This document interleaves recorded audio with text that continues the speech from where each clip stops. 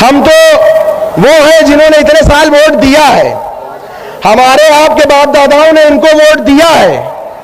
अगर आज हम खुद वोट मांगने की बात कर रहे हैं तो हम क्या जुल्म कर रहे हैं? क्या जुल्म कर रहे हैं बताइए?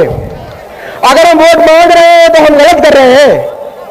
हमारे साथ अगर हमारे हिंदू भाई मुसलमान सब साथ में है, हिंदू भाई है, सिख भाई है, ईसाई भाई है, उनको ये पार्टी अगर मौका देने की और उनको हिंदुस्तान को कॉन्स्टिट्यूशन पे चलाने में दखल देने की बात करती है और सबको लेकर साथ चलने की बात करती है, तो अगर हम आजादी के 75 साल के बाद अगर हम अपना हक मांग रहे हैं तो क्या गलत कर रहे हैं? बहुत से लोग यहां उत्तर प्रदेश में और भी जगह हिंदुस्तानों में हमको कहते हैं वोट कटुआ। सुनिएगा, हमको कहते हैं वोट कटुआ। बीजेपी और आरएसएस ने पूरे हिंदुस्तान में हमें कटुआ कटुआ कह के सरकार बनाया है। सेंट्रल में कटुआ कटुआ कह के सरकार बनाया सेंट्रल में। अब ये यूपी में वोट कटुआ कह के सरकार बनाने जा रहे हैं। तो हम चलिए, अगर हम कटुआ कहलाए जाने से कभी शर्माए नहीं, हम कभी नहीं शर्माए, तो वोट कटुआ कहलाए जाने से क्या शर्माएंगे? कहते हैं ये लोग वोट कटुआ। और सबसे ज्यादा तकलीफ तब होती है जब अपने कुछ भाई भी उसी में शामिल हो जाते हैं। हम इधर 22% है 100 में, 100 में हम 22% हैं। यहां कोई 7 है, कोई 8 है, कोई 10 है। हम वोट का समंदर है, वो वोट का नदी और नाला है। हम वोट का समंदर है, वो वोट का नदी और नाला है। तो क्या कभी समंदर को नदी और नाले रास्ता दिखाते हैं?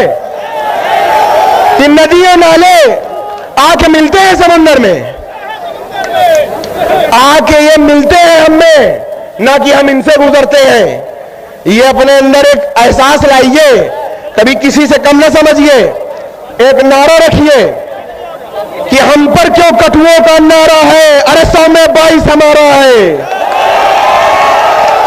हम पर क्यों कटुओं का नारा है, 100 में 22 हमारा है। अगर मैं बचपने की बात करूं कुछ, तो मैं छोटा सा था, सुनिएगा। तो मैं छोटा सा था और स्कूल जाता था पढ़ने।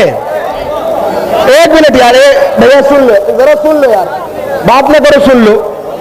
जब स्कूल में जाता था तो देखता था दीवारों में लिखा होता था कि तेल लगाओ डाबर का, नाम मिटा दो बाबर का।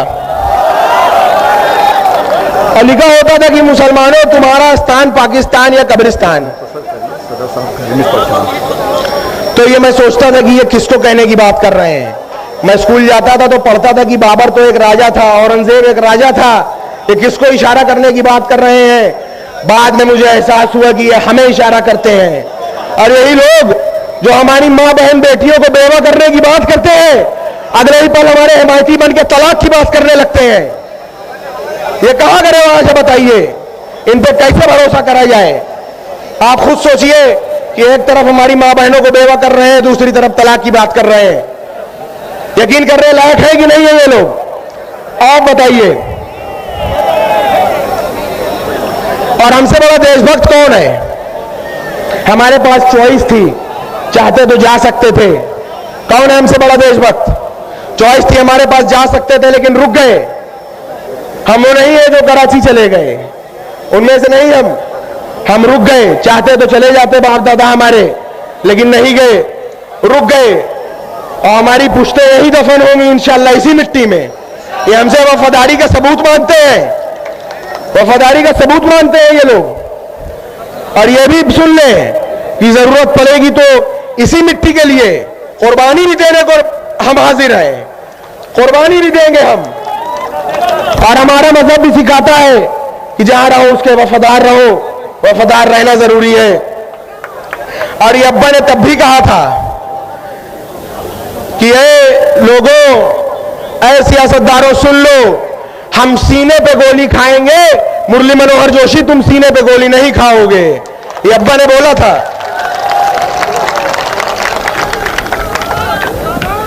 सन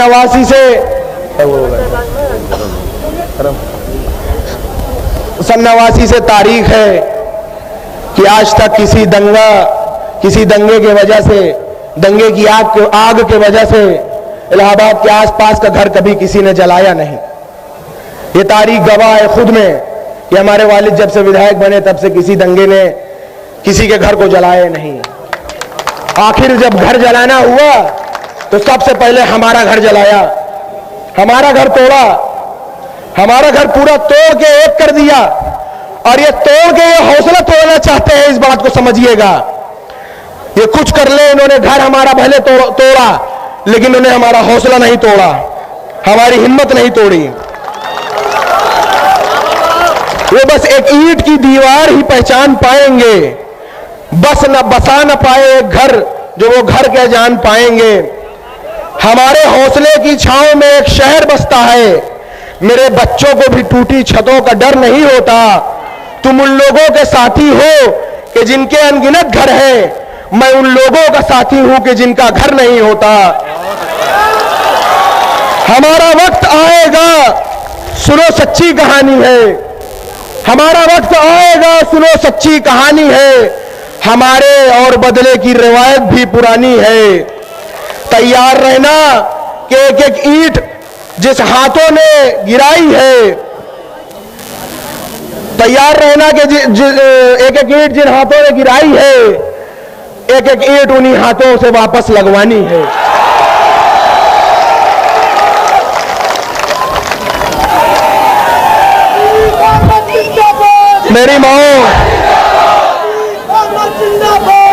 मेरी माँ से कहा मैंने,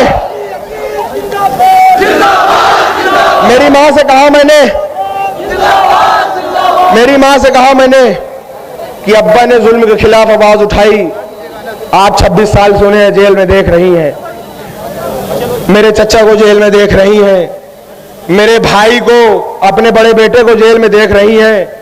कल को मुझे इस लड़ाई में शहीद होना पड़े तो आंसू न बहाना। तो उन्होंने जवाब दिया कि तुम्हारे बाद मेरे 3 बेटे और हैं, और उसके बाद मैं अपना आंचल फाड़ कर इसको परचम बनाऊंगी, लेकिन अल्लाह के सिवा किसी के सामने सर न झुकाऊंगी।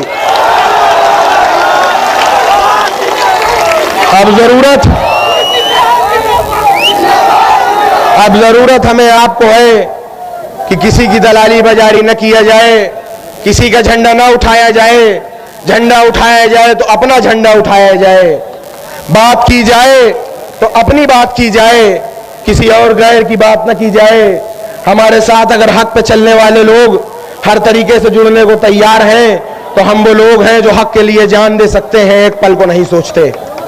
आज के बाद ऐसा करिए कि कोई नेता ये न कहे कि जाओ लग जाओ काम करो, नेता ये कहे कि हमारे साथ जुड़ जाइए, काम कर लीजिए। ये ताकत बनाइए, अपने अंदर इकट्ठा होने की ताकत बनाइए। बहुत बहुत गुजारिश है आपसे कि इस संगठन को मजबूत करिए। और अब हमारी अम्मी अब्बा के भेजे हुए खत को पढ़ेंगी।